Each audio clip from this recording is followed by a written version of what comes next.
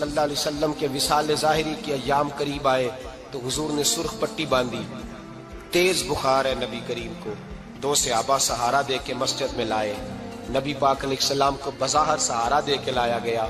کریم رسول نے لوگوں کو جمع کیا، حضور آج کیا ہونے والا ہے، آج کیا کہا جائے گا، آج کس لیے میٹنگ بلائی ہے؟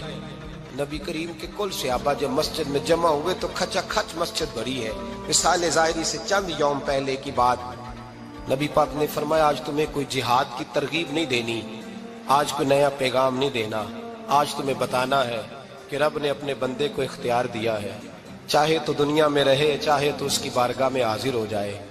اس عبد نے بارگاہ ربوبیت کی طرف لوٹنے کا ارادہ کر لیا ہے۔ حضرت صدیق اکبر رونے لگے تو صحابہ نے کہا تمہیں کیا ہوا؟ کہنے لگے سمجھ نہیں رہے، کسی کی بات نہیں کر رہے، نبی پاک تو اپنی بات فرما رہے ہیں، اس نے جانے کا ارادہ کر لیا۔ سنیے میرے بھائی، محبوب پاک نے فرمایا بھائی کسی شخص کو میری طرف سے کوئی تکلیف پہنچی ہو تو بدلہ لے سکتا ہے، بدلہ لے سکتا ہے، کسی کو تکلیف پہنچی ہو۔ صحابہ پھوٹ کے رونے لگے، محبوبہ کرم ہی کرم ہوا ہے، رحمت ہی رحمت آئی، آپ کے بارے میں گمان کرنے والا بھی دائرہ ایمان سے نکل جائے۔ حضور آپ کیا فرما رہے ہیں؟ فرمایا نہیں بھائی اٹھو۔ پیچھے سے جناب عکاشہ بن محصن اٹھے، ہاتھ کانپتے ہیں آگے بڑھے، کہنے لگے یا رسول اللہ، ایک جنگ کے موقع پر آپ نے درہ مارا تھا، ننگی پیٹھ پر صفیں سیدھی کراتے، بات دل میں رہ گئی ہے، میں نے بدلہ لینا ہے۔ نبی کریم نے فرمایا بلال دوڑ کے جاؤ، فاطمہ کے گھر درہ پڑا ہے، درہ لاؤ۔ سیدنا بلال حبشی کہتے میں گیا، دستک دی، سیدہ طیبہ طاہرہ حضرت فاطمہ فرمانے لگی بلال کیسے آئے ہو؟ اماں جی وہ درہ چاہیے تھا۔ سیدہ کو تشویش ہوئی، کہنے لگے بلال نہ تو جنگ پہ جانا ہے، نہ جہاد ہے، نہ کوئی ایسا موقع ہے، حضور کی تو طبیعت مبارک بظاہر بڑی علیل ہے، درہ کیا کریں گے؟ حضرت بلال عرض کرنے لگے اماں جی ایک صحابی بدلہ لینے لگے ہیں، صاحب طبقات نے جملے لکھے ہیں، کہتے ہیں بی بی صاحبہ نے درہ بھی دیا اور امام حسن حسین کو بھی باہر نکالا۔ فرمانے لگی عکاشہ سے کہنا 100 درے مارے، ان 2 شہزادوں کے جسم پر نبی پاک کے قریب نہ جائے، میں نے 2 بچے پیدا ہی اپنے محبوب پر قربان کرنے کے لیے کیے، ان کو لے جائے۔ حضرت بلال کہتے میں 2 شہزادے لے کے آیا، اور جب دروازے میں میں لے کے پہنچا تو نبی پاک نے دیکھا تو آنکھوں میں آنسو آ گئے، فرمایا ان کو بٹھا دو، مجھے پتا ہے فاطمہ نے کیا کہہ کے بھیجا ہے۔ حضرت سیدنا بلال فرماتے ہیں درہ میں نے جناب عکاشہ کو دیا، حضرت عکاشہ درہ لے کے آگے جو بڑھے تو حضرت ابو بکر صدیق نے ان کے پیروں پہ ہاتھ رکھا، فرمایا عکاشہ میری طرف آ یار، مجھے مار درے، نبی پاک کے قریب نہ جا۔ مصطفیٰ کریم نے فرمایا ابو بکر تو ہٹ جا، اسے آنے دے۔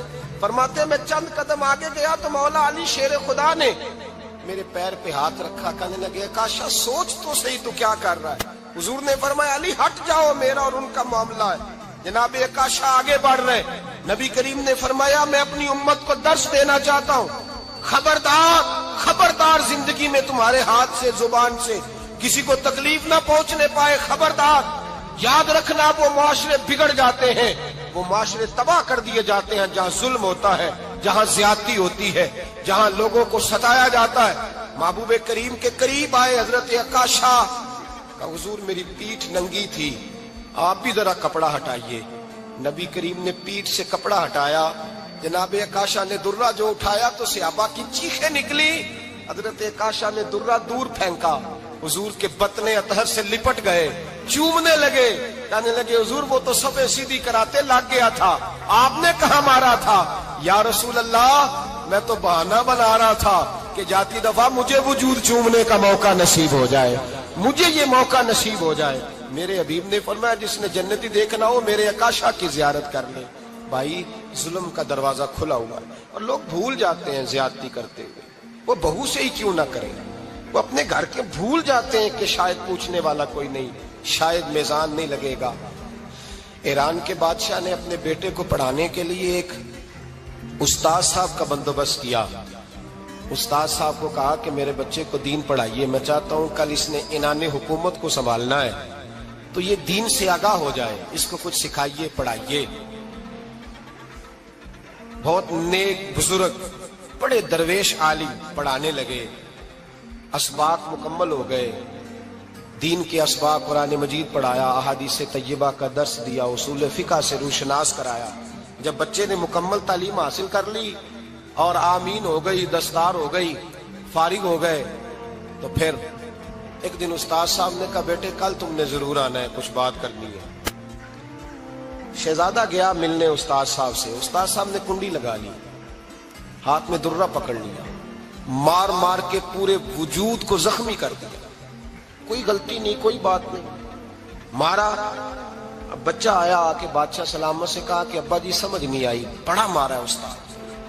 تو سیانے تھے نا بادشاہ، یہاں تو قاری صاحب روز کٹہرے میں کھڑے ہوتے ہیں، مولوی صاحب آپ نے میرے بچے کو کیوں مارا ہے؟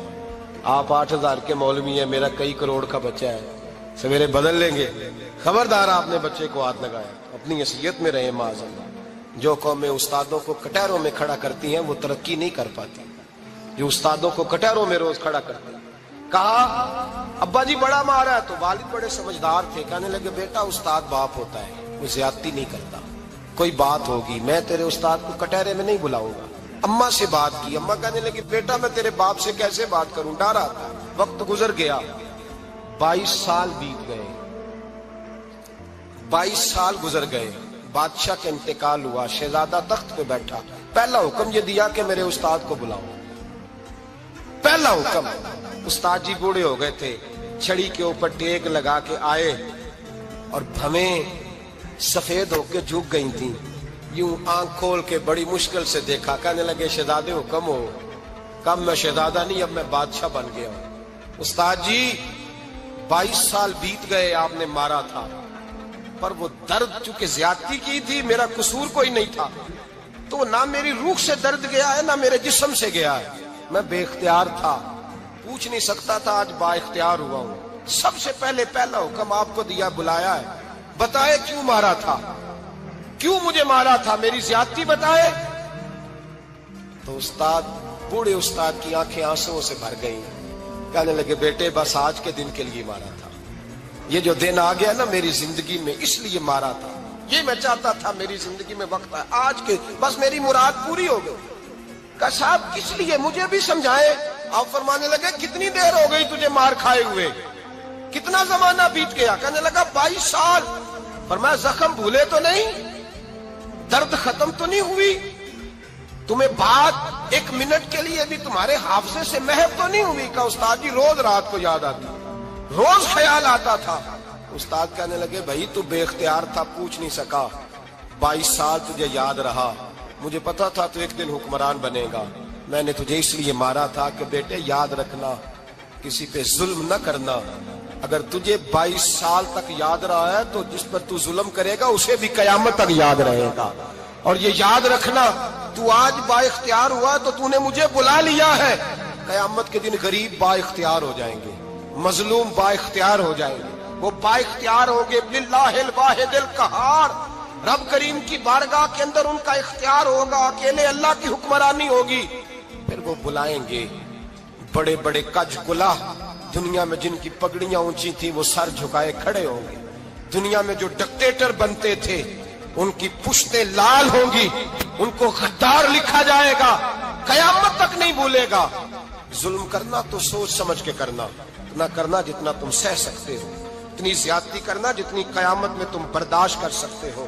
میرے نبی کریم صلی اللہ علیہ وسلم نے فرمایا ظلم سے بچو، یہ قیامت کے اندھیروں میں سے ایک اندھیرا ہوگا، زندگی میں زیادتی نہ کریں، اگر تھوڑی دیر کے لیے کوئی چیز برداشت کر جائیں گے تو وہ فائدہ دے جائے گی، کچھ دیر کے لیے اگر سہ جائیں گے تو نفع مل جائے گا، سہنے کی کوشش کریں لیکن زیادتی نہ کریں، نظر کو، سوچ کو، ذہن کو پاک رکھیں، اور میرے بھائی زندگی پوری ظلم سے بچیں، زیادتی سے بچیں۔ امیر المومنین حضرت جناب سیدنا عمر فاروق رضی اللہ تعالیٰ عنہ رات گھر میں تھے تو رونے لگے، بڑی دیر تک روتے رہے، والدہ اٹھی تو صاحبزادے سے کہنے لگی پتہ کرو تمہارے باپ کو کیا مسئلہ ہے۔ شہزادے آئے، کہنے لگے امیر المومنین والد گرامی کیا ہوا؟ تو حضرت عمر فاروق کہنے لگے بیٹا اپنی اماں کو بلاؤ۔ والدہ آ گئی، کیا بات ہے، کچھ طبیعت خراب ہے تو حکیم کا بندوبست کیا جائے۔ تو حضرت عمر کہنے لگے کچھ بھی نہیں، آج مسجد سے نکلا ہوں تو نبی پاک کے صحابہ میری تعریفیں کر رہے تھے۔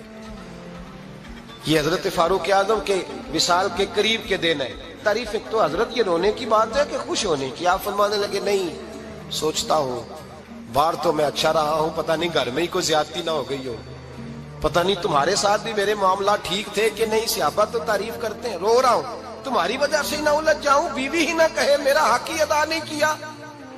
یہ لفظ کہتے کہتے پہاڑ ہے یہ شخص، کیسر و کسرا کانپتے ہیں۔ حضرت عمر رو پڑے، بی بی سے کہنے لگے مجھے اللہ کی رضا کے لیے معاف نہیں کر دیتی؟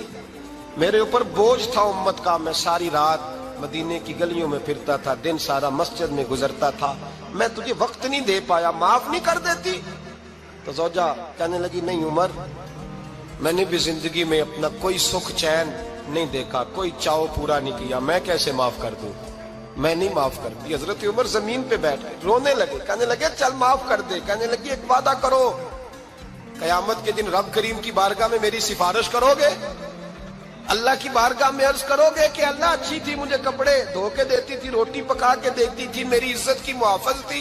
جناب عمر کہنے لگے تیرے ساتھ وعدہ ہے، رب اپنے فضل سے عمر کو جنت دے گا تو عمر تجھے جنت میں ساتھ لے کر کے جائے گا، تیرے ساتھ وعدہ ہے۔ میرے بھائی جن کے دلوں میں احساس تھا کہ ہم سے کوئی زیادتی نہ ہو جائے کسی جگہ، وہ تو یہاں تک معاملہ کرتے تھے، یہاں تک ان کا خیال رہتا تھا۔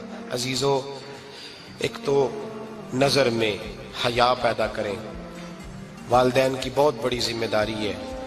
لاکھوں بچے مرضی کی شادیاں کر رہے ہیں، ہزاروں گھر اجڑ رہے ہیں، یہ وہ والا زہر ہے جو ہر گھر میں تیزی سے پھیلتا چلا جا رہا ہے۔